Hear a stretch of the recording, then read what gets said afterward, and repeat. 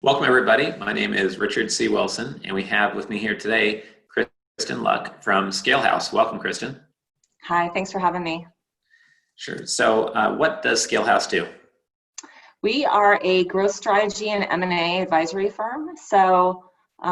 We're both a combination of serial entrepreneurs and investment bankers that work with founders, private equity firms, family offices to either help scale their companies or identify opportunities for M&A within their categories. And we work primarily within marketing, tech, and services and emerging consumer packaged goods, which also includes cannabis. Okay, so if there was a private equity fund and a family office club that's really good at sourcing deals and negotiating deals and closing deals, you guys could help as almost like an operating partner to help scale things to the next level. Is that right? For sure, yeah. We work both as short-term consultants to help integrate newly acquired companies, and also as fractional, head of sales, head of marketing, head of finance, head of product. Okay, great. So then single family offices, sometimes act like private equity groups, I'm guessing. If they feel like, hey, can we pull off this direct investment strategy ourselves, or should we just go through a fund? Obviously they could supplement with their own internal staff, but then work with a firm like yours to kind of de-risk missing some low-hanging fruit or some staffing changes maybe. For sure, yeah. And actually, one of the partners in the firm, Mike Pisani, actually ran a family office before he started working with me at ScaleHouse. So we've got a lot of family office experience. I'm a founder myself, so I've scaled and sold 3 different firms to private equity firms and one to a family office. So we've got a lot of firsthand experience in the field.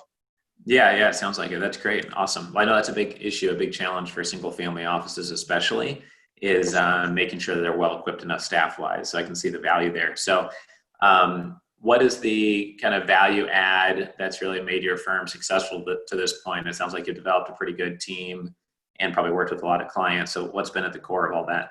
Yeah, I mean, I think, a lot of consulting firms or growth strategy firms are run by people that haven't actually been in the trenches themselves.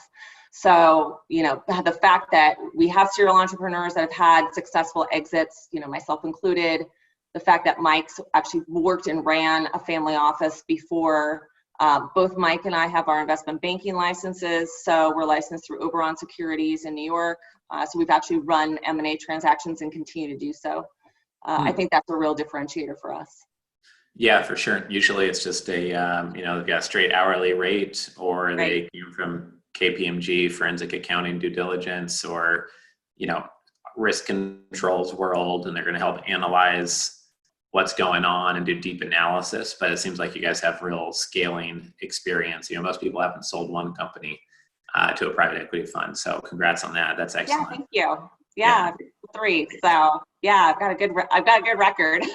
Yeah, I mean, I think that, the differentiator for us is that we tend to go deep. We don't really work on an hourly rate. We're on anywhere from 3 to 12-month contracts. I think my longest running one right now is about 3.5 years that I've been working with the executive team and family office. So yeah, we have a tendency to go deep, and we're functional operators is the other difference. We're not just going to do research analysis and then leave you to execute. We work deeply, with the day-to-day teams to make sure that the strategies that we've outlined can actually be implemented.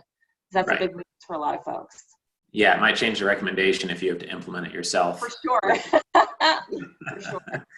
Yeah. So what's the number one most overlooked activity you think when it comes to scaling a company? I'm sure some people listening here are trying to scale their own company, and others are trying to decide whether they need your help or not. But what's often overlooked? Well, no one's going to like this answer, but it's marketing.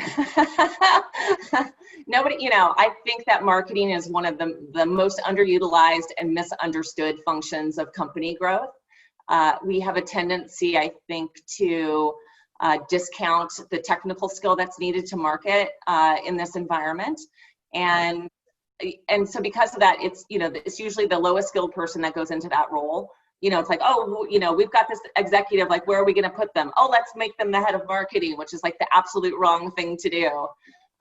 Or, when budgets get caught, it's the first thing to go. And the truth of the matter is, like, marketing makes sales 1,000 times easier. Marketing's whole role is lead generation and growth. So Right.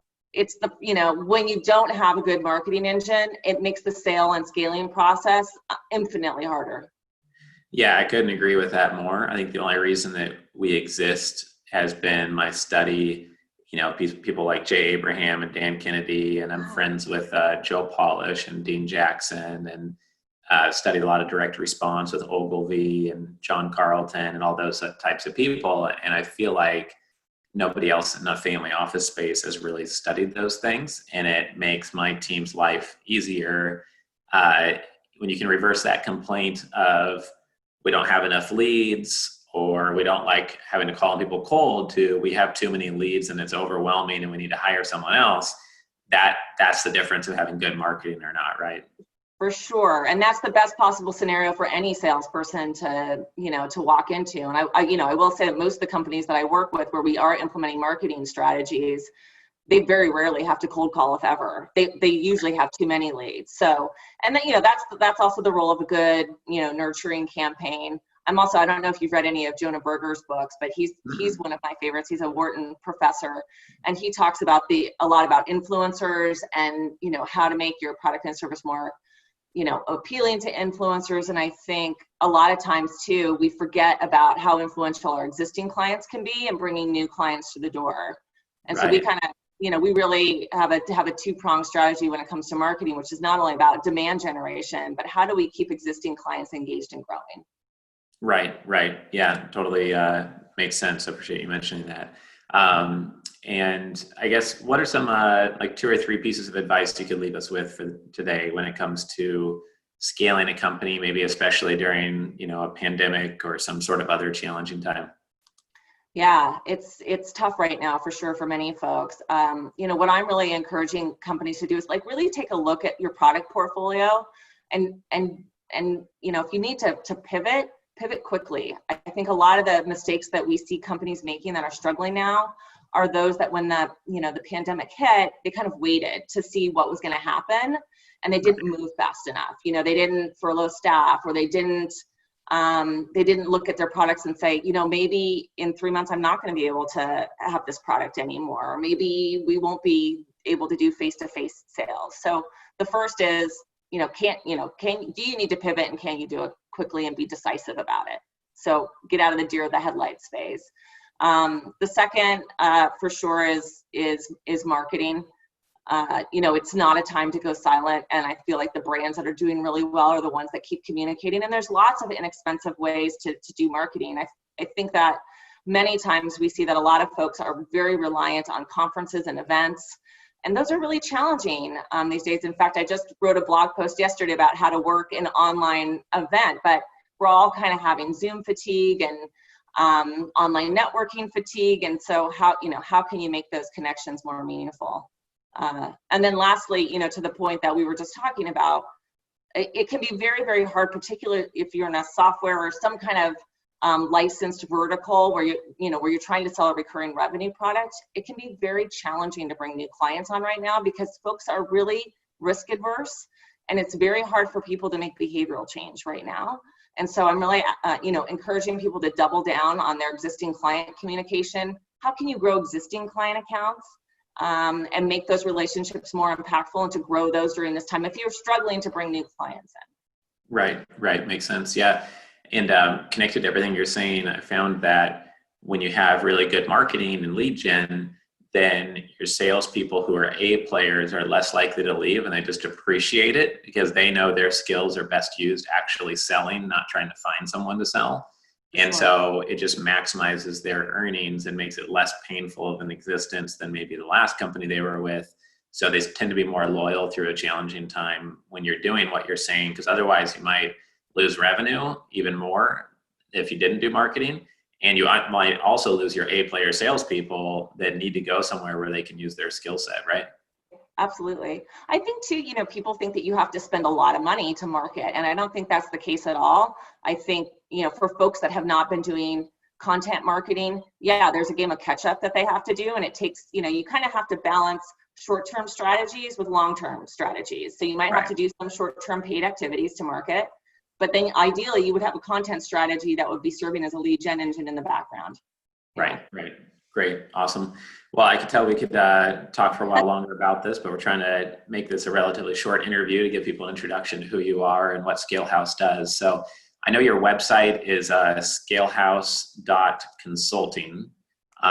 Is there anywhere else someone should go to get in touch with you or to talk about working with you directly? Yeah, I mean, that's the best portal is our website. And we've got a whole page on family office relationships and private equity firms, how we typically work with those folks. And then of course you can reach out to us on LinkedIn. We've got a company page there, and I'm on LinkedIn as well. Okay, great. Well, I'm sure that we'll have some connections for you over time, just because we're always speaking to families acquiring companies, and it seems like what you do is highly relevant, and I get it. So appreciate your time here today. I'm happy to keep in touch. Yeah. Thanks for having me. Thank you, Kristin. Take care. Okay.